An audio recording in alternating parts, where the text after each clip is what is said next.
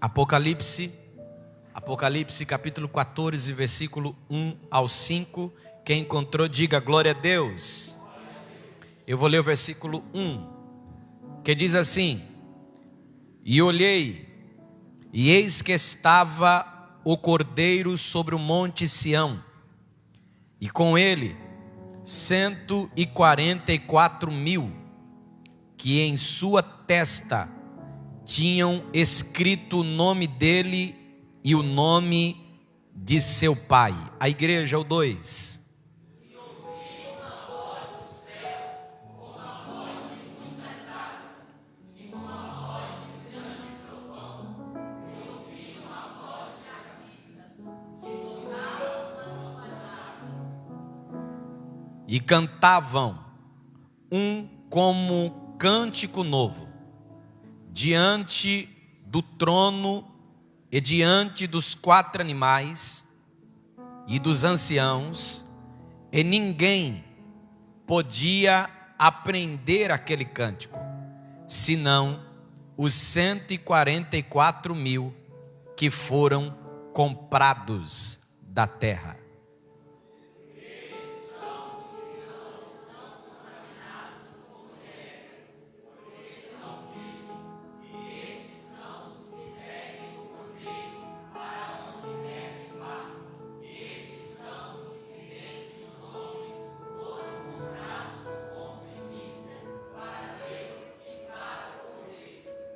Todos juntos, os 5. 1, 2, 3 e na sua boca não se achou engano, porque são irrepreensíveis diante do trono de Deus.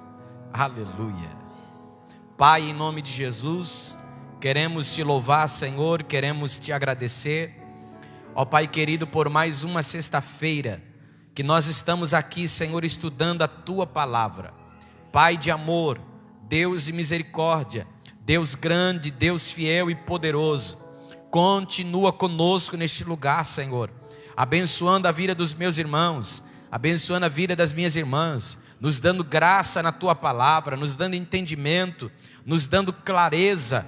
É o que nós te pedimos, e em nome de Jesus nós te agradecemos. Em nome de Jesus, se assente glorificando o nome do Senhor. Glória ao nome do Senhor Jesus. Glória a Deus. As crianças vão estar indo para a salinha. Então os papais, mamães aí que trouxeram os seus filhos, vocês podem estar direcionando aqui à minha esquerda, que as crianças já estão saindo, tá bom? Meus irmãos, nós estamos no capítulo 14 do livro de Apocalipse. E é sempre bom lembrarmos que estamos trazendo esse estudo sobre este livro tão maravilhoso. E dentre tantas lições que nós aprendemos nesse livro, também trazemos alguns devocionais para a nossa vida, trazemos algumas aplicações também para a nossa vida. E tem sido de muita edificação espiritual, para a glória do nome de Jesus. O capítulo de número 13, a qual nós estudamos na sexta-feira passada, nós falamos a respeito do anticristo e a respeito do falso profeta. E eu quero que você, por gentileza, pense agora um pouquinho comigo, que João está tendo estas visões, e o próprio João viveu com Cristo nessa terra. Só que agora ele está tendo uma visão do anticristo, das pessoas que o adorarão, das pessoas que o servirão. Então imagine como que deve ter ficado a cabeça do nosso irmão João. Quando nós estudamos o livro do Apocalipse, nós já até mencionamos que, ao estudarmos este livro tão incrível, temos que olhar para ele como uma grande pintura, uma grande tela, a qual nós vamos observando cada capítulo, cada imagem, cada experiência. Nós vemos no capítulo 14 que mais uma vez João vai ter uma visão. E nós sempre lembramos os irmãos que João, ao ter essa experiência com Deus, João está entrando em um ambiente espiritual. Diferente de Daniel, que só observou, ou melhor, que só viu o futuro, João está no ambiente da eternidade, vendo o que era, o que é e o que há de vir. Então, nós não podemos perder isto da nossa mente. Porque se você entender isso, conforme você vai lendo os capítulos, você começa a ter uma compreensão melhor. Porque capítulos atrás, nós lemos e aprendemos sobre esses 144 mil que foram selados, separados na grande tribulação. Agora João está tendo uma outra visão. E ele diz no versículo 1, ele diz no versículo 1, e olhei, preste atenção, olhei, e eis que estava o Cordeiro sobre o monte Sião. Mais uma vez, a expressão do Cordeiro sendo mencionada, a qual no livro do Apocalipse, por cerca de 28 vezes é mencionada a palavra Cordeiro. E quando se fala do Cordeiro, está falando do Cristo crucificado, do trabalho, do sacrifício do Senhor. O Cordeiro, Cristo. E o texto vai dizer que o Cordeiro estava em um lugar. E o lugar vai dizer, ele estava no monte Sião. Alguns estudiosos olham para esse texto e aplicam esse texto como uma linguagem literal, como Cristo já no monte Sião em Jerusalém. Mas também nós acreditamos e cremos, e é aqui eu acredito, que esse monte Sião, essa visão aonde João está tendo, já é uma visão celestial. E ele está dizendo que ele olha o Cordeiro no monte Sião, os 144 mil, na sua testa, tinha escrito o nome dele e o nome de seu pai.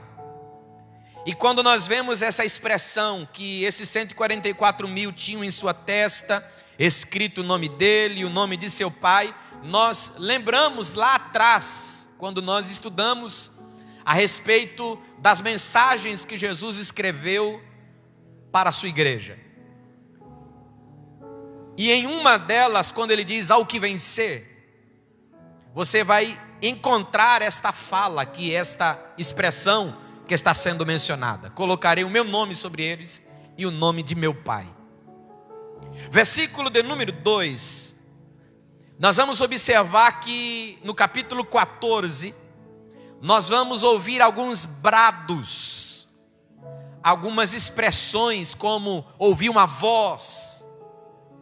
E a primeira delas, o versículo 2 diz assim: ouvi uma voz do céu como a voz de muitas águas, como a voz de um grande trovão, e uma voz de arpistas, que tocavam com a sua harpa, e cantavam como um cântico novo, diante do trono, diante dos 4 animais, e dos anciãos. Preste muita atenção, que essa expressão, ouvir uma voz como de muitas águas, Você lembra que quando João está tendo a revelação de Cristo no capítulo 1 em diante, ele vai falar essa mesma expressão: e ouvi a voz dele como voz de muitas águas. E aqui a voz dos servos do Senhor também, igual. E aí eu me lembro de que quando a palavra do Senhor vai nos dizer que o veremos como Ele é, seremos como Ele, com Ele um corpo glorificado, seremos assim como Ele é. Então nós vamos observar que teremos a semelhança dEle. E também nós vamos observar que até alguns anjos que são mencionados no livro de Apocalipse, se nós não prestarmos atenção, nós vamos confundir, porque até os anjos são semelhantes ao Senhor. Alguns anjos mencionados aqui. Então, como é incrível a palavra de Deus, que assim como a voz do Senhor, a voz dos seus servos o é. Versículo de número 3 vai dizer que cantavam como um cântico novo, diante do trono, diante dos 4 animais e dos anciãos. Quem são ou quem representam os 24 anciãos? A igreja. Então, ele está tendo a visão dos 144 mil que passaram na grande tribulação. Eles estão cantando um novo cântico. E enquanto eles estão cantando esse novo cântico, ao Cordeiro, ao trono, aos 24 anciãos, aos animais, todos de testemunha, ouvindo esse cântico, a qual somente eles estão cantando. E no versículo de número 3 vai dizer que ninguém podia aprender aquele cântico, senão os 144 mil, que foram comprados da terra. A palavra do Senhor, ela vai nos dizer, no versículo de número 4, algumas características desses homens, ou desse povo de 144 mil. Versículo de número 4 diz assim: estes são os que não se contaminavam, ou não se contaminaram, ou não estão contaminados com mulheres, porque são virgens. Estes são os que seguem o Cordeiro para onde quer que ele vai. Estes são os que dentre os homens foram comprados como primícias para Deus e para o Cordeiro. Aí você lê esse texto e você lembra que os 144 mil foram selados na grande tribulação. Quando você lê o texto, se você não entender, você vai dizer: pastor, desculpa a expressão, tá? Lascou. Foi por quê? Porque primeiro que é só homem, segundo, é só virgem. Aí, meu irmão, que negócio é esse, pastor? Explica, vamos lá. Se não me falha a memória, porneia é a linguagem original que eles falam quando usam a respeito da prostituição, que é expressa aqui. Porneia, a qual se deriva a palavra pornô, levada aos pecados carnais, sexuais. Só que essa expressão porneia, ela não é apenas do sentido carnal, mas também no sentido espiritual. Os irmãos lembram que nós estudamos, e eu acho lindo porque Deus, ele é maravilhoso, ele é o dono da igreja, e por uma cristocidência, antes de estudarmos Apocalipse, nós estudamos o livro de Provérbios, e nós aprendemos no livro de Provérbios, quando o proverbista está falando da mulher estranha, está falando de uma falsa religião. Então, nós aprendemos que quando ele usa essa expressão de uma falsa religião, uma mulher estranha, que é representada por ela, nós vemos que esses 144 mil que não se contaminaram com mulheres, é que não se contaminaram com outras religiões ou falsas religiões, falsas doutrinas, falsos ensinos. Amém ou não amém? Então esses homens aqui, que a Bíblia está dizendo, mostrando, não é apenas homem. Esse homem, a expressão homem aqui, fala da humanidade, da natureza humana, homem, mulher, jovem. Então esses homens que é mencionado aqui, eles não se contaminaram com mulheres, ou seja, não se contaminaram com outras religiões. Eles foram fiéis unicamente ao Cordeiro. Tanto é que lá à frente nós vamos observar a respeito da prostituta, a grande prostituta, que é a falsa igreja, a falsa religião. Então nós vamos observar que esses homens aqui, quando a Bíblia começa a descrever a respeito deles, não se trata do lado apenas carnal, se trata do sentido espiritual, que eles foram fiéis a Deus. Tanto é que se você parar para analisar e começar a estudar a palavra de Deus, você vai ver que a palavra adulterar, ela não está ligada apenas ao casamento conjugal dos seres humanos, do homem. Mas, quando eu estou traindo o Senhor com outros deuses, estou me relacionando com outros deuses, estou traindo a confiança do Senhor. Então, essa expressão que nós encontramos aqui, fala-se de uma expressão que esses homens, ou estas pessoas, os 144 mil, eles foram fiéis ao Cordeiro de Deus. Eles não se desviaram para outras religiões. Eles foram fiéis. E a Bíblia diz que eles não se contaminaram com outras mulheres, ou seja, foram fiéis. E a Bíblia ainda declara que eles eram virgens, fala de pureza. Então eles seguiram o Cordeiro na sua pureza, serviram o Cordeiro na sua pureza, ou servirão ao Cordeiro na sua pureza. Aí o versículo de número 5 diz assim: na sua boca não se achou engano, porque são irrepreensíveis diante do trono de Deus. Então, mais uma característica dos 144 mil: são irrepreensíveis. Na sua boca não saiu engano. O que é isso, pastor? Não sair engano da sua boca é eu proferir alguma coisa e não viver aquilo que eu estou falando. Então, esses 144 mil que serão selados na grande tribulação, serão pessoas fiéis ao Cordeiro, serão fiéis, serão puros, porque até então eles farão grandes coisas. Então eles são puros, são fiéis ao Cordeiro de Deus. Aquilo que eles falam condiz com as suas atitudes. Agora, já que nós sempre trazemos um lado devocional para nós, trazendo para hoje, que lição nós aprendemos com esses homens? Eles foram preservados, foram selados, e as suas características são fiéis.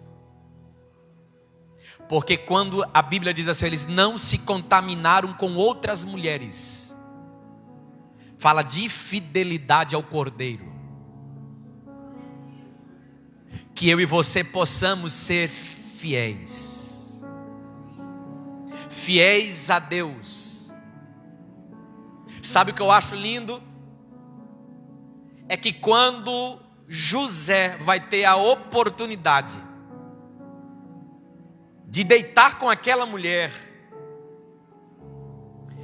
que era casada, ele não fala assim, ó, longe de mim trair a confiança que o seu marido me deu. Antes de falar do marido, ele diz assim, ó, longe de mim pecar contra o Senhor e contra o teu marido. Essa é a característica que nós temos que ter. Ser fiel a Deus. Sabe por que eu não traio minha mulher? Porque eu não sou apenas fiel a ela, eu tenho que ser fiel a Deus. Por quê, pastor? Porque se eu não consigo amar alguém que eu estou vendo, como eu vou amar alguém que eu não estou vendo? Que essa palavra é um culto de ensino. Eu sei que nós estamos estudando no livro de Apocalipse, mas como eu disse, também serve como um devocional para a nossa vida.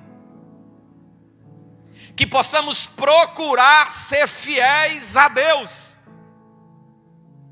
No trabalho, na igreja, na escola, no casamento, em todas as áreas. Antes de qualquer coisa, vamos procurar ser fiel, primeiramente, a Deus. Eram virgens puros. Eles eram puros. Eles não ultrapassaram o limite ainda da intimidade. Eles sabiam até onde eles podiam ir. Que eu e você possamos nos manter puros. Como, pastor? Hoje, através do sangue de Jesus Cristo. Na sua boca não havia engano. Você pensa que só quem prega está sendo cobrado por aquilo que fala? Quem canta também. E quantas das vezes entramos na igreja, nesse templo, abrimos a nossa boca e cantamos, verbalizamos declarações, que na maioria das vezes, infelizmente, não vivemos. A gente canta, Senhor, não vou dividir a minha adoração, mas nós dividimos a nossa adoração. Senhor, eu vou ser fiel, mas acaba sendo infiel. Senhor isso, Senhor aquilo, ainda que para te servir, Jesus, eu tenho que chorar. Será? Será? Eu louvarei ao Senhor na alegria ou na dor, cantarei. Será que tu vai cantar na alegria ou na dor? Santo serei, santo, santo. Será que você tem buscado a santidade? Será que aquilo que você fala condiz com aquilo que você faz? É culto de ensino, diga glória a Deus aí, vai. Isso, aleluia. Então, as características desses homens que são selados são essas que nós estamos lendo aqui. E o texto acaba dizendo deles que eles são irrepreensíveis, ou seja, as pessoas olhavam e não viam o que acusá-lo, ou acusá-los. Que a vida desses homens, que vão se manifestar lá na frente, lá no futuro, ao lermos esse texto hoje, possamos trazer de lição para nós hoje no nosso dia. Amém ou não amém? Vamos lá. Versículo 6. 3 anjos proclamam os juízos de Deus. Louvado seja o nome do Senhor. Versículo 6. Vamos ler todos juntos? Vamos lá. 1, 2, 3 e vi outro anjo voar pelo meio do céu, e tinha o evangelho eterno para proclamar aos que habitam sobre a terra, e a toda nação, e tribo, e língua, e povo. Vamos ler o 7 também, aproveitar, vamos ler o 7 também? 1, 2, 3 e dizendo com grande voz: temei a Deus.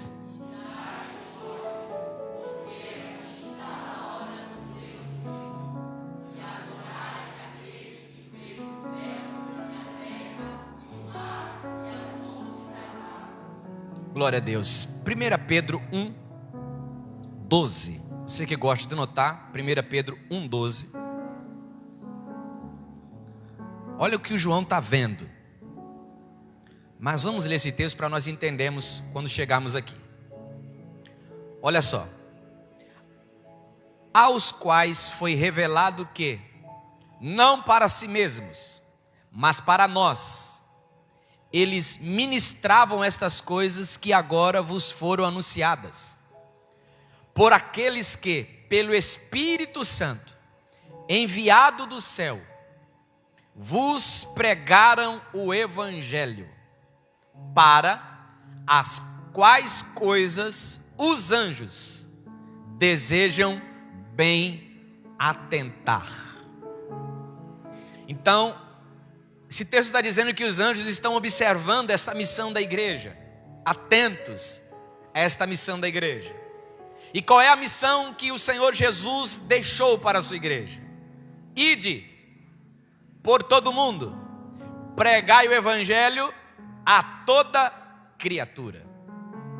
Então observe que a missão de pregar o Evangelho, de anunciar o Evangelho, foi dada à igreja. Só que agora nesse período, os 144 mil já estão na glória. João já está vendo. Ele está no ambiente da eternidade. Ele olha e tem uma visão e vê que ele começa a ver um anjo voando no céu. E esse anjo agora, ele começa a proclamar o Evangelho eterno. Pastor, que Evangelho eterno é esse? É o Evangelho que eu e você pregamos hoje. Por quê? Porque o Evangelho não muda. O Evangelho é boas novas de salvação. A palavra de Deus, ela não muda, ela é eterna. O que era pecado em 1910, ainda continua sendo pecado. Porque o Evangelho é eterno, ele não muda. E ele vem sendo anunciado. Muito tempo, lá no início, quando Adão e Eva pecaram, o Evangelho foi anunciado. Como assim, pastor? Quando Deus pega um animal, mata o animal, e pega a pele daquele animal e cobre Adão e Eva. O que é isso, pastor? Era Deus já dizendo o Evangelho para a humanidade. Como assim? Que o Cordeiro iria vir, morrer, para mudar novamente a condição do homem diante de Deus. Aquele animal que foi morto lá no início, que pouca gente fala, que cobriu-se Adão e Eva quando pecaram, porque viram que estavam nus. Ele já estava representando o sacrifício de Cristo. Louvado seja o nome do Senhor. Aleluia, glória ao nome do Senhor. Então esse Evangelho, ele não muda. Não muda. E agora esse anjo, não é a igreja, mas o anjo está proclamando. E João está vendo o anjo anunciando. Imagine a cena, irmão. Que coisa tremenda. Nós já vamos estar na glória. Mas olha só, imagine que coisa tremenda é essa. Um anjo voando e anunciando. Anunciando o Evangelho eterno. E ele está dizendo a todos que habitam na terra, toda a nação, toda a tribo, toda a língua e povo, dizendo com grande voz: temei a Deus. Primeiro, temei a Deus. Salomão, ele vai dizer assim, ó, de tudo que eu ouvi, eu cheguei à conclusão que o fim é: tema ao Senhor. Se você temer a Deus, se você tem temor a Deus, tudo que vem adiante vai lhe ajustando no seu devido lugar. Não é medo apenas, é um medo misturado com respeito, reverência, sabe? O temor. Teme a Deus e dai-lhe glória. Ou seja, olha só, João acabou de ver pessoas adorando o anticristo. Só que agora ele está vendo o anjo dizendo: ei, vocês têm que temer a Deus. Vocês não têm que dar glória, render adoração a Ele, mas dei glória a Deus. E ele vai dizer assim, ó, porque é vinda a hora. E aqui está um grande detalhe: do juízo. O juízo, o anjo está anunciando aqui através do evangelho. Agora não é um tempo da graça, porque o tempo da graça aqui já passou. É um tempo de juízo que está chegando. É um tempo de juízo que está chegando. Que diz assim, ó: adorai aquele que fez o céu e a terra, o mar e as fontes das águas. Que Deus é esse? É o Deus criador. O Deus que criou todas as coisas. Versículo de número 8. Acompanhe. Olha só que as visões que João está tendo. Enquanto ele vê o anjo anunciando isso, agora ele já vê outro anjo dizendo: caiu a Babilônia. Pastor, mas é só lá no capítulo 17. Ei, João está no ambiente da eternidade. Ele está vendo o passado, o presente e o futuro. Então o que está caindo? Esse sistema maligno que atua. Caiu Babilônia, aquela grande cidade que a todas as nações deu a beber o vinho da ira da sua fornicação. Nós sabemos que o anticristo vai trabalhar muito através da falsa igreja, a qual vai seduzir todo mundo. Só que, coisa maravilhosa, ela vai cair.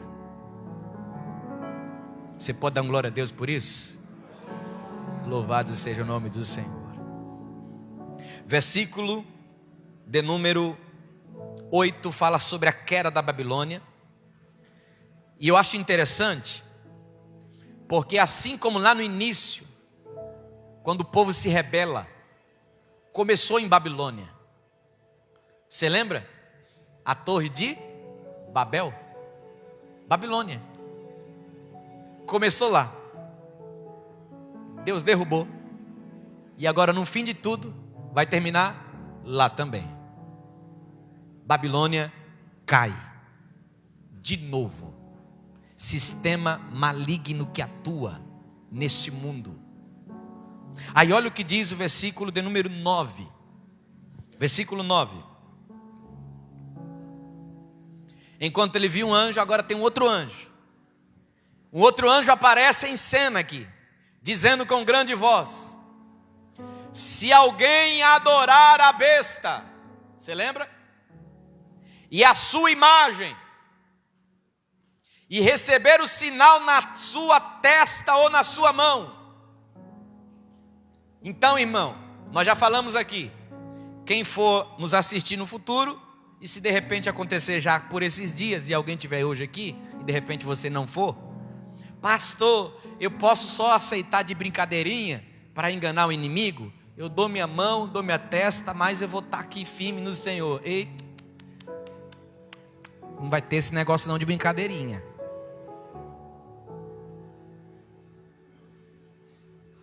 Todo aquele que adorar a besta, a sua imagem, e receber o sinal na sua mão na testa. Versículo 10. Também este beberá do vinho da ira de Deus, que se deitou, não misturado no cálice da sua ira. Pastor, o que isso quer dizer? Isso quer dizer que cada pessoa será responsável por si. Assim como hoje no tempo da graça, e nós aprendemos com Paulo que a salvação é individual. Quem é casado, um ajuda o outro. Glória a Deus por isso. Se ajudem. Mas a salvação é individual. Não adianta buscar papai, mamãe, marido, esposa, vovó, vovô. É você. E não mudou.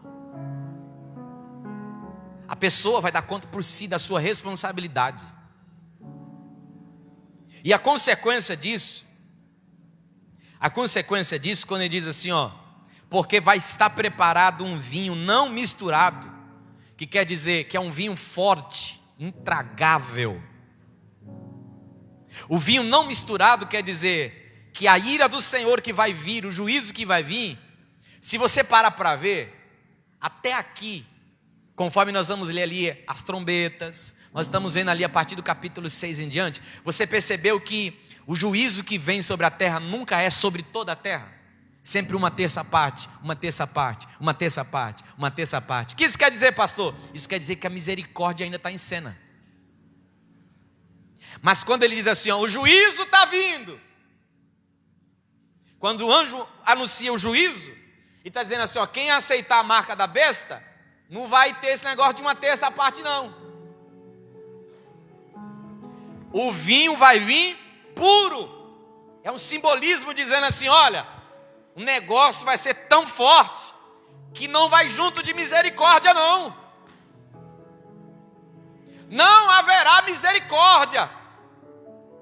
Quem aceitar a marca da besta, na mão ou na testa, o cálice da ira de Deus será derramado puro, sem mistura.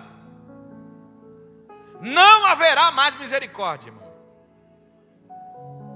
Já foi.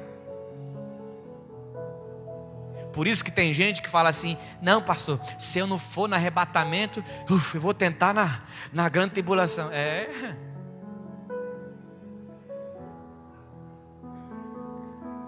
A morte mais tranquila é o degolar. Mais tranquila. Que você vê. Aí olha só. Próximo. Não, versículo 10, perdão. Também este beberá do vinho da ira de Deus, que se deitou, não misturado no cálice da sua ira, a ira de Deus. Será atormentado, olha só isso aqui, ó. Olha só esses elementos que estão aqui, ó. Será atormentado com fogo e com enxofre, diante, ou seja, na frente dos santos anjos e diante do Cordeiro. Quando você lê fogo, enxofre, tu lembra de quê? Do inferno. Então, sabe o que a Bíblia está dizendo? Quem aceitar a marca da besta não vai ter para onde correr. O cálice vai ser puro. Não vai ser misturado não para ter um pouco de misericórdia, não. Vai ser puro. E o destino, a consequência, é fogo e enxofre, que representa o inferno. Próximo versículo.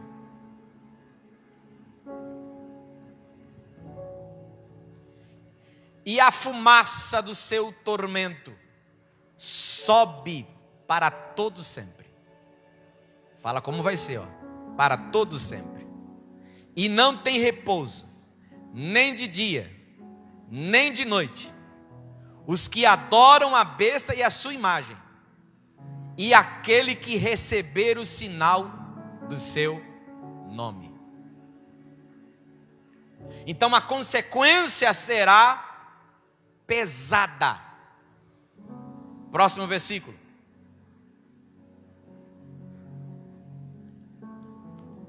Glória ao nome de Jesus. Eu sei que é difícil dar glória a Deus, né? Mas olha o que diz aqui, versículo 12. Aqui está a paciência dos santos. Aqui estão os que guardam os mandamentos de Deus e a fé em Jesus. Oh, glória ao nome do Senhor. Quando você ouve isso, eu sei que ficou aquele silêncio, né? Meu Deus, o negócio vai ser pesado. Aí Deus é tão maravilhoso que Ele vai e lança esse versículo, dizendo: aqui está a paciência de todos os santos, para você ter paciência. A questão, os que guardam os mandamentos de Deus e a fé em Jesus, dizendo para mim e para você hoje, vai valer a pena. Oh, glória ao nome de Jesus. Você pode falar para esse irmão que está pertinho de você assim, ó, vai valer a pena ser fiel, irmão, vale a pena. Vale a pena ser fiel. Vale a pena ser fiel. Hoje zombam da gente. Hoje zombam, dão risada. Mas vai chegar um dia que nós vamos sorrir. Chorar não de tristeza, mas de alegria. Oh, glória ao nome de Jesus. Eu me lembro que na minha adolescência, terça-feira era dia de ciclo de oração. Mamãe levava para o ciclo de oração. Só que tinha terça-feira que eles marcavam futebol na praia. E eu ficava chorando para querer brincar. Minha mãe falou assim, vai para a praia, vamos para a igreja comigo, fica na igreja comigo. E alguns zombavam de mim. Lá vai o santarrão no meio das irmãs do ciclo de oração. Só tinha eu de menino, irmão, no meio do ciclo de oração. Os anos se passaram. E aqueles que zombavam, infelizmente, ou já morreram, ou estão afastados do caminho do Senhor. Hoje eu paro e penso na história do Vitor Hugo. E eu vejo que vale a pena. Você pode pegar na mão desse crente que está perto de você, porque o diabo faz de tudo para tirar a paz dele, para fazer ele pecar. O diabo faz de tudo para ele escandalizar. Mas respira fundo, irmão. O Espírito Santo está aí para te ajudar. Fala para ele assim, ó, vale a pena ser fiel, irmão. Oh glória. Oh glória, aleluia, meu Deus do céu, aleluia. Próximo versículo diz assim: e ouvi uma voz do céu que me dizia, escreve, bem-aventurados os mortos que desde agora morrem no Senhor. São aqueles que foi dado uma ordem, quer negar Cristo? Ele diz, não nego, então morre, são degolados, sofrem, aleluia, que desde agora morrem no Senhor, sim, diz o Espírito, para que descansem dos seus trabalhos, e as suas obras os seguem. Pastor, e agora esse negócio aí, o que está dizendo? O que diz? A salvação não é por obras. A salvação é pela graça, pela fé no Senhor, mediante a graça. E é por isso que alguns entram em brigas quando Tiago fala a respeito das obras. Porque Paulo diz que a salvação não é por obras, a salvação é pela graça. Então não adianta a gente falar assim, não, eu estou recebendo isso aqui, eu fiz isso aqui, Deus me abençoou isso aqui, porque eu fui fiel, porque eu fiz isso, porque eu ajudei ali, porque eu ajudei isso. Não, irmão, é tudo graça, favor imerecido. Só que Tiago vai nos ensinar que quem é salvo tem obra, automaticamente faz obras. E quando eu leio esse texto, eu me lembro do quê? Daquilo que nós aprendemos. A igreja foi arrebatada e foi para onde? Para o tribunal. Por isso, irmão, não tem esse negócio de crente de banco. Estou aqui na minha, estou tranquilo, está favorável, estou aqui de boa, está bom demais. Entrego a minha oferta, meu dízimo, está tudo bem. Vou para casa, venho no culto de domingo uma vez na semana e olho lá. Está bom, não está bom.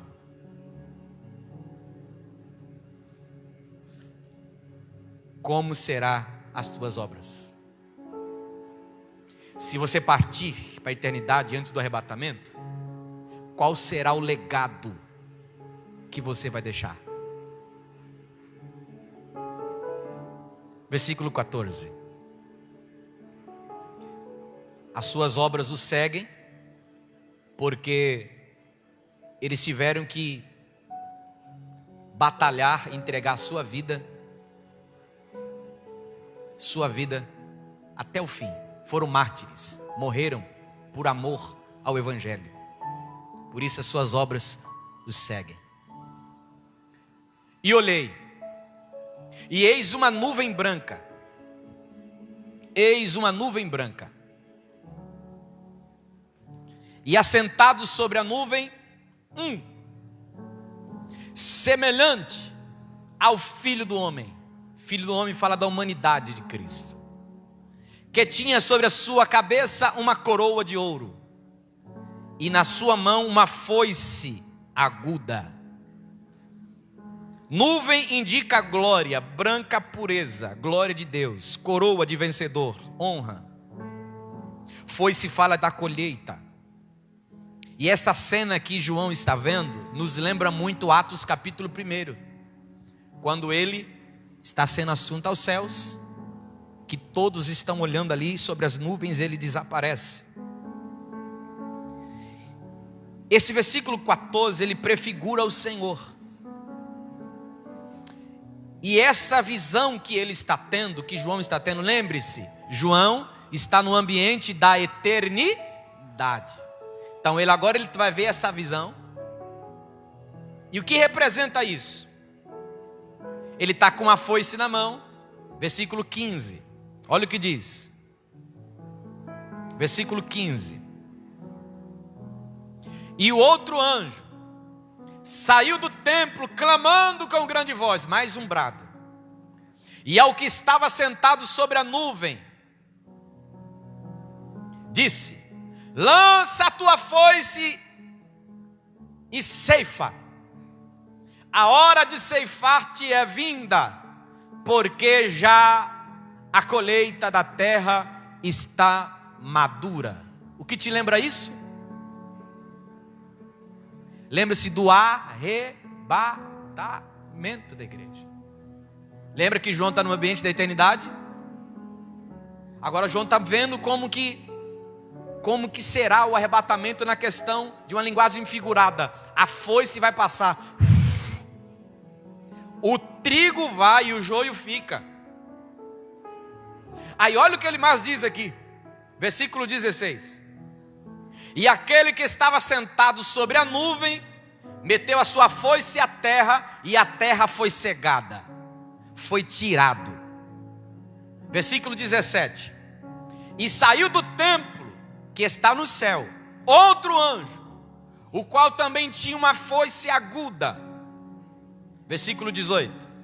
E saiu do altar outro anjo, que tinha poder sobre o fogo, e clamou com grande voz ao que tinha foice aguda, dizendo: lança a tua foice aguda e vindima os cachos da vinha da terra, porque já as suas uvas estão maduras. Observe que antes de mexer com a uva, ele mexeu na seara, tirou. Por quê, pastor? Olha o que vai representar esse lagar aí. O lagar da ira. Vamos lá. Nós entendemos que ele está falando aqui agora do Armagedon, uma grande batalha. Versículo 19. E o anjo lançou a sua foice à terra e vindimou as uvas da vinha da terra, e tirou-as no grande lagar da ira de Deus. Pegou as uvas e colocou no grande lagar. Para que possamos entender esse texto, Isaías 63, versículo 1 ao 3. Você que gosta de notar, anote. Isaías 63, versículo 1 ao 3. Vamos ler? Olha só que coisa tremenda. Isaías 63, do 1 ao 3. Vamos lá? 1. 2, 3 e... Quem é este que vem de Edom, com vestes tintas? Esse que é glorioso em sua vestidura, que marcha com a sua grande força.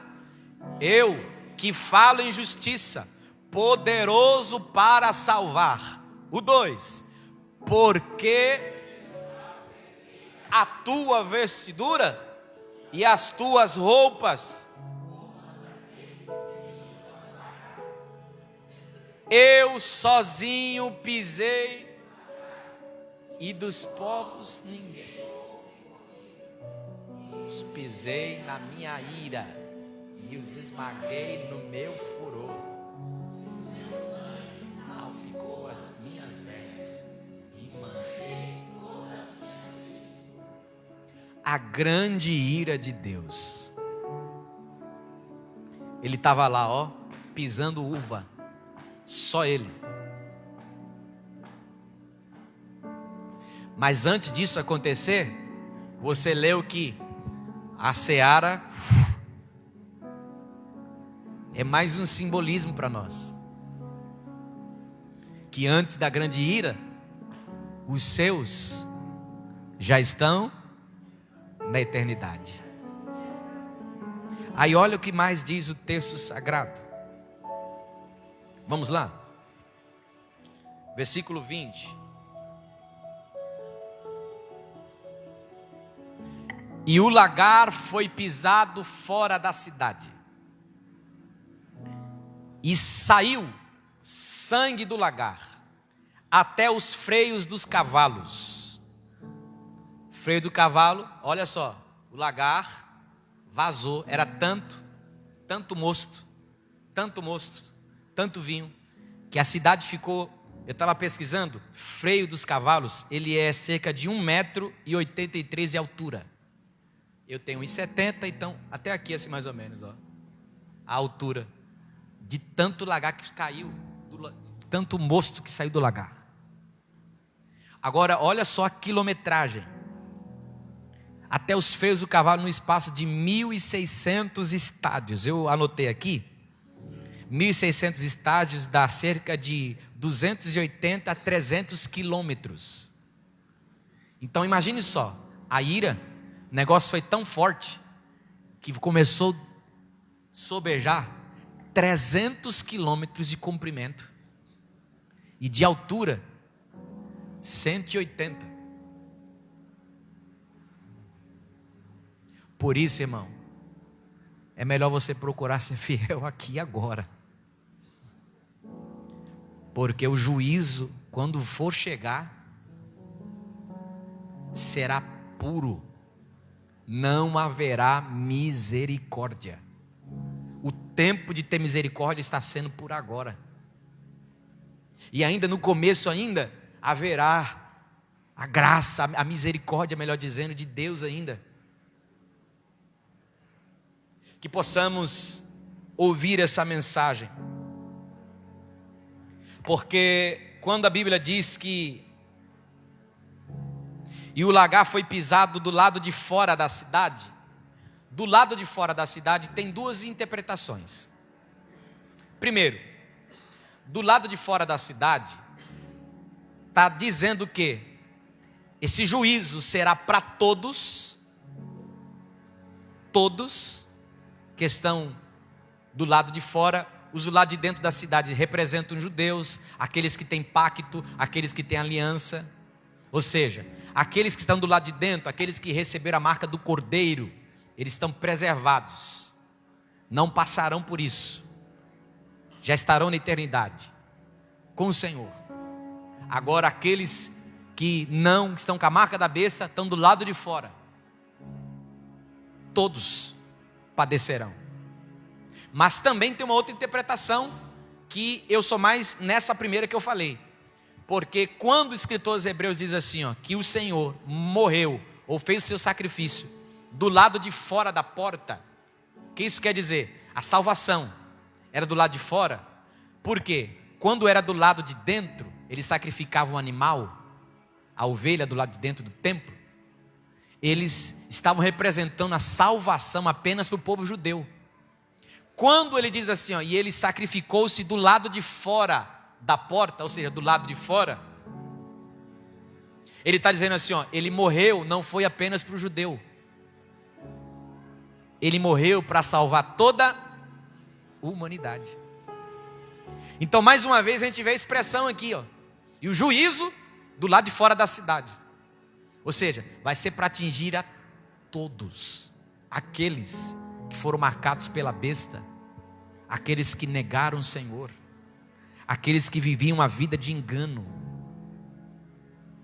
A grande batalha do Armagedon chegará, mas eu creio na palavra de Deus, que a igreja do Senhor estará com Cristo, e nós fazemos parte desse povo que vai morar no céu.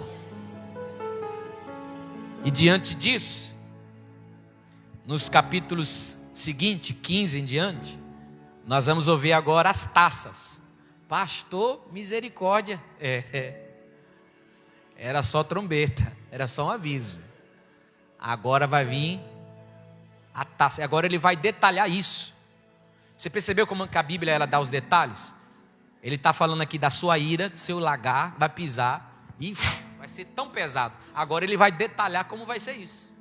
Então agora ele vai detalhar no capítulo 15 como será as suas 7 taças sendo derramadas, a ira do Senhor sendo por completo. Só que aqui, irmão, é onde o filho vai chorar e a mamãe não vai ver. Amém ou não amém?